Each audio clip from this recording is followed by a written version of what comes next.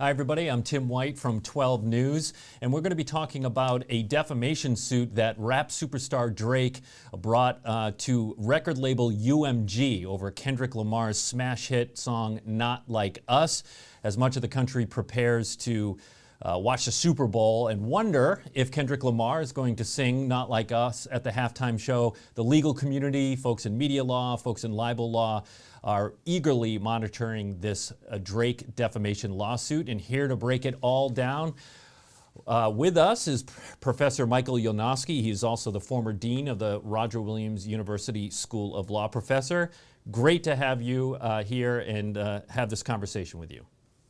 Always great to be here. Nice to see you, Tim. So let's dive right in. A lot of people have this question, Professor. Drake sued UMG, which we should also note is Drake's record label, not just Kendrick Lamar's. But why did he sue? Why did Drake sue UMG and not Kendrick Lamar himself?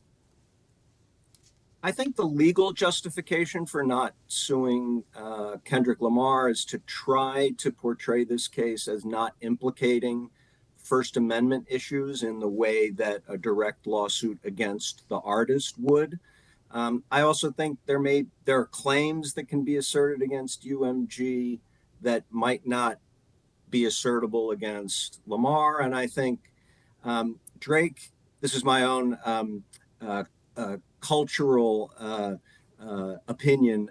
I think Drake is pretty well known to have lost this beef, and suing Kendrick would not, I think, improve his standing among those who watch and listen to the rap world. Yeah, I think you have a legal explanation, and as you point out, a very real personal and optics reason not to name Kendrick as a defendant. Okay, so when we look at libel law, there are these 5 elements that the plaintiff has to prevail in to succeed in a lawsuit like that. We're not going to go through all 5, but let's do some greatest hits. And the first element that we look at is we ask if a defamatory statement was made. So was there harm is basically what that question is asking. In Not Like Us, Kendrick Lamar calls Drake a pedophile. I have to imagine that calling someone a pedophile, it's untrue, or there's no evidence to support that, would be what we would call libel per se, right? That means you don't actually have to prove harm. The court would just say that alone is something that, it satisfies that element because just calling somebody that is bad.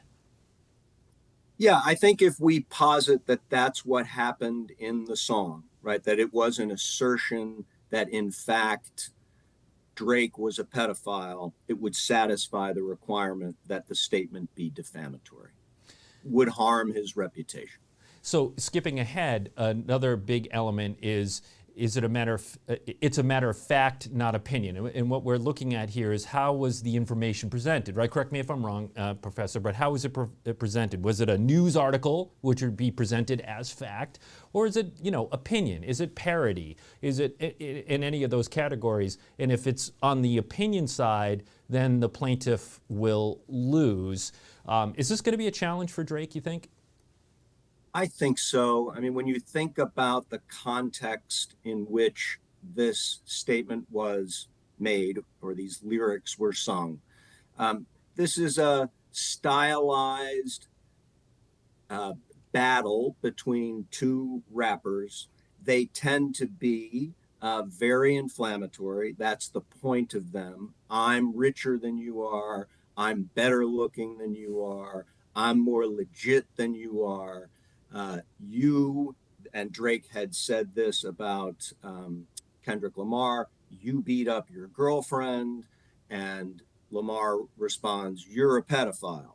That this isn't, nobody's taking any of this seriously as an assertion of fact.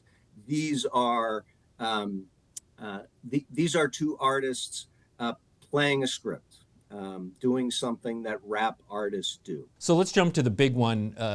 It's generally the last element, and that is, in legal terms, determining the requisite degree of fault. So basically, we are asking, who is the plaintiff? Is the plaintiff a private individual or are they public figure or a public official? If they're a private individual, you apply the negligence standard. If they're a public figure, under the New York Times v. Sullivan case, you apply actual malice. No question, Drake is a public figure. We're looking at actual malice. What does that mean for him as the plaintiff? So that means he has to show, if he satisfies all of the other elements, the ones we've talked about and some that we haven't, he has to also show that these statements were made by UMG or republished by UMG with knowledge that they were false. They knew this wasn't true, and they nevertheless went forward and published the material.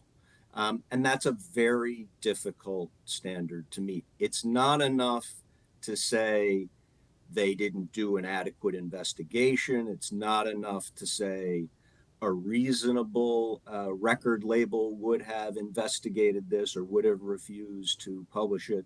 They have to show they published it knowing it was false. When you look at the case as a whole, do you think Drake will likely prevail, or do you think he's likely to lose? I think he's likely to lose on the defamation claim if the thing gets litigated. I think this is probably part of an attempt to pressure UMG into cutting a better deal with him on a contract for his next set of records, which I think that contract is due to be negotiated, and a way for Drake perhaps to save face. And another reason he probably sued UMG is nobody likes record labels, right? Everybody thinks of record labels as the man, and that they rip artists off. And there's a real history here of particularly Black artists being taken advantage of by record labels. Well, and another reason, of course, anyone files a defamation suit is not only, monetary damages, hoping to get a lot of money, but is to try and set the record straight, right? Just by filing a lawsuit, you're trying to tell the world this is a lie. Yeah, and one of the claims is that in addition to the song, the cover of the album has a picture of Drake's residence with graphics that are used to represent the presence of sex offenders all over the mansion. And so again, if there's a case that's sort of pushing it a little bit, notwithstanding the context here, this might be one of them. All right, I got to ask you one last question here. As I said at the top of the segment, people are wondering if Kendrick Lamar is going to perform Not Like Us. I'm hard-pressed to see him not perform it. He just won a Grammy for that song. But it made me wonder, does that open up the NFL or Fox Network to any liability as republishing a defamatory statement? Is there liability on their end? I don't think so. If Kendrick isn't defaming Drake, then the NFL and Fox aren't defaming Drake by giving him a forum for singing the song. Now that doesn't mean, if people are looking for another thing to bet on the Super Bowl, whether he does this, whether he does the song, and whether he does it fully unedited, I think is, I'd put it at about 75%. Professor Michael Yanofsky, Roger Williams School of Law, it's always a good time to talk to you. Thanks so much. Thanks, Tim. Great to see you. Enjoy the game.